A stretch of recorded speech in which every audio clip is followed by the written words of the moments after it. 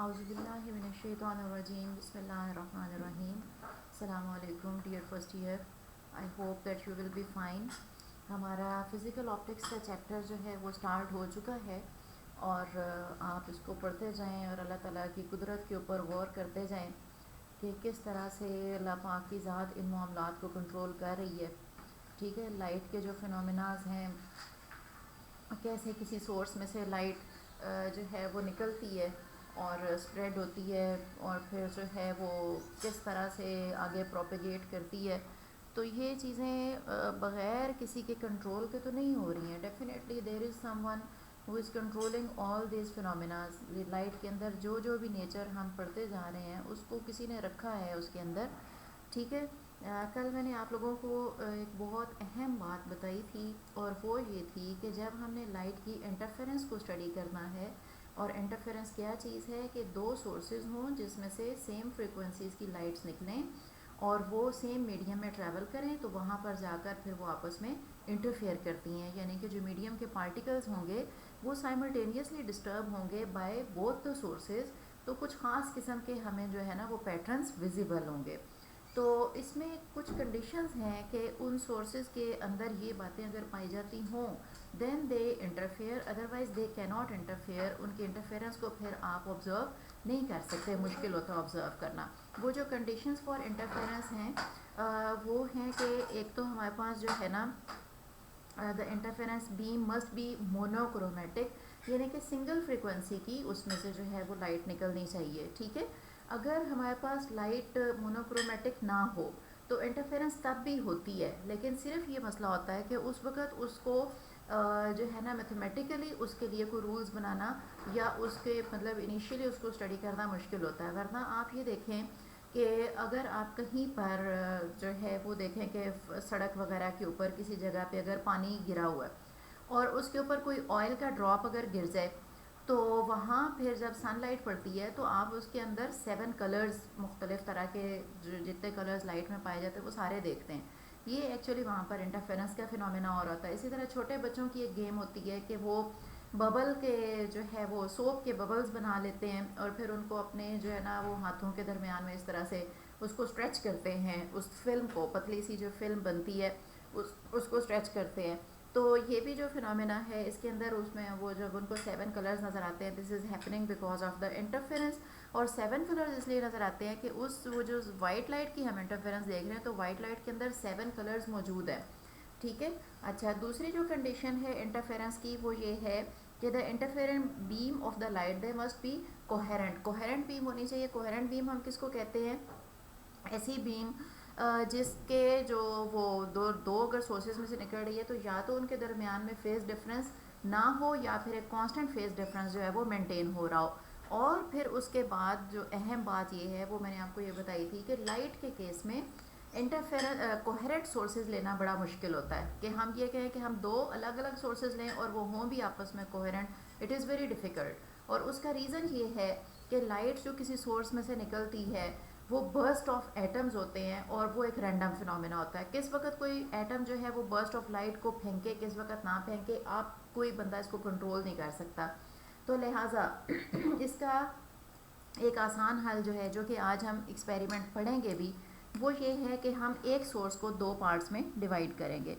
The name of the experiment is Young's double slit experiment. Young was a scientist जिसने कि ये experiment जो है वो डिज़ाइन किया और इसके थ्रू उसने इंटरफेरेंस को स्टडी किया। यंग्स डबल स्लिट एक्सपेरिमेंट जो है वो आज हम लोगों ने स्टडी करना है। तो इसमें इस तरह से होगा कि आपके पास एक सोर्स ऑफ लाइट है इनिशियली, जिसमें से पॉइंट सोर्स है चूँकि, तो इस तरह से लाइट की जो रेज़ हैं वो स्प्रेड होकर निकलेंगी। इसके आगे हम रखेंगे डबल स्लिट। ठीक है, ये एक स्क्रीन है जिसमें दो स्लिट्स बनी हुई हैं, S1 एंड S2। इसके ऊपर लाइट जाकर इंसिडेंट हुई और फिर यहाँ पर एक स्क्रीन है which is use to see the pattern of the interference in. अब ये देखें कि इन स्लिट्स में से आगे फर्दर जो है ना वो अब ये दो अलग सोर्सेज बन गए। ठीक है, इसकी वजह से भी लाइट इधर गई और इसकी वजह से भी लाइट जो है वो स्क्रीन के ऊपर गई। और फिर हम जो है वो मुख्तलिफ़ जगहों पर जब जाकर देखेंगे तो हमें इसके ऊपर डिफरेंट तरह के पैटर्न्स नज़र आएंगे। पैटर्न जो नज़र आएगा, अगर हम मोनोक्रोमेटिक लाइट लेंगे तो हमें alternate bright and dark bands नज़र आएंगी, यानी कि इंटरफेरेंस पैटर्न जो है वो कुछ इस तरह से होगा कि जब हम स्क्रीन को देखेंगे, ये अगर हमारे पास स्क्रीन है तो वी विल सी कि यहाँ आपको पट्टियाँ नज़र आएंगी। एक पट्टी डार्क होगी और एक पट्टी ब्राइट होगी। जो डार्क पट्टी होगी वो अंधेरी होगी और जो ब्राइट पट्टी है वो उस कलर की होगी जिस कलर की लाइट आप इस्तेमाल कर रहे हैं। ठीक है, यहाँ पर जो मैंने स्क्रीन को ऐसे एक सिंगल लाइन की सूरत में शो किया है तो वो दरअसल जो है ना वो ऐसे है ना कि जैसे आपके पास एक पेज है। ठीक है, इस तरह से आपको ऑल्टरनेट इसमें जो है वो पट्टियाँ नज़र आएंगी। इन पट्टियों को हम फ्रिंजेस कहते हैं। इंटरफेरेंस पैटर्न की ये जो स्ट्रैप्स होती हैं alternate bright and dark, they are known as the fringes.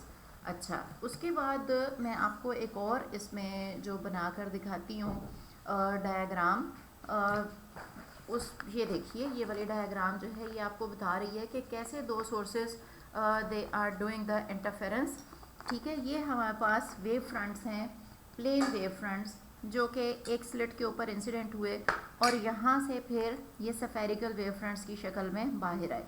ठीक है, अभी तक ये एक ही सोर्स ऑफ लाइट है। उसके बाद हमने इसको इंसिडेंट करवाया दो स्लिट्स के ऊपर और फिर ये देखिए ये कैसे इनकी propagation according to the Huygens principle होगी।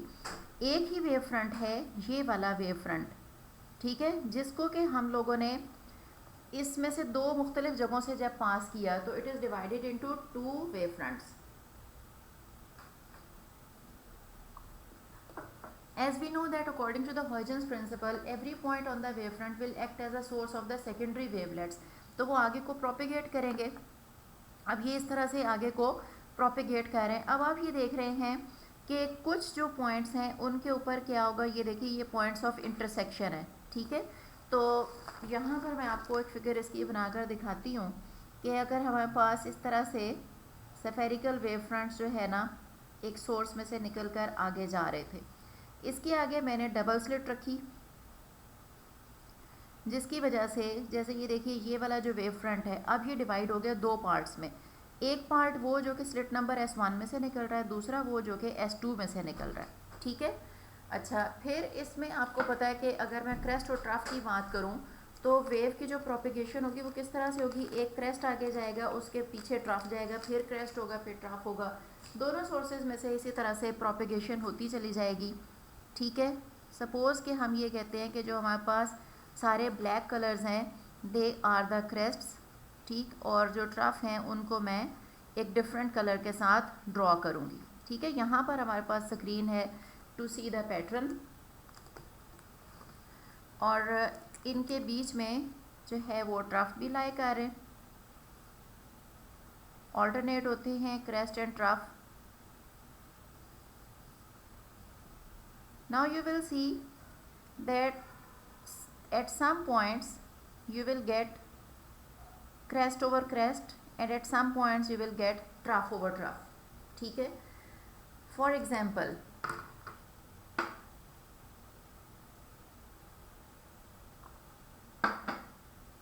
यहाँ पर देखें तो ये पिंक कलर मैंने ट्रफ बोला और ब्लैक को मैंने ट्रफ बोला क्रेस्ट। तो यहाँ हमारे पास जो है क्रेस्ट और ट्रफ ओवरलैप हुए। ठीक है, और इधर हमारे पास जो है वो क्रेस्ट और क्रेस्ट ओवरलैप हुए।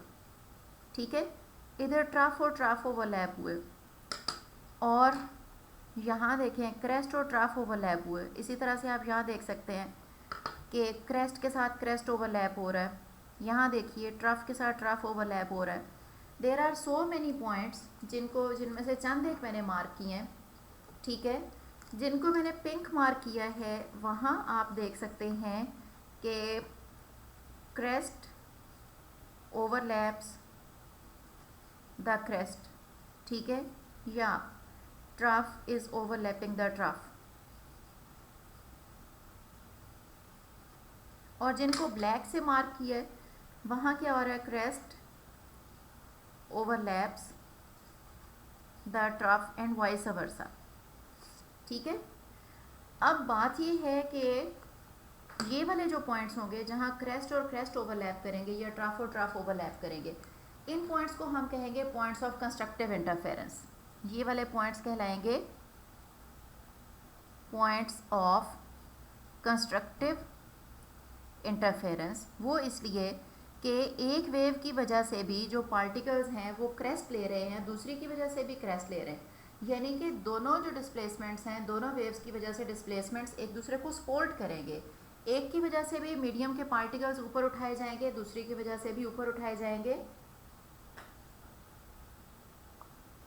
And as a result the displacement of the particles will become double,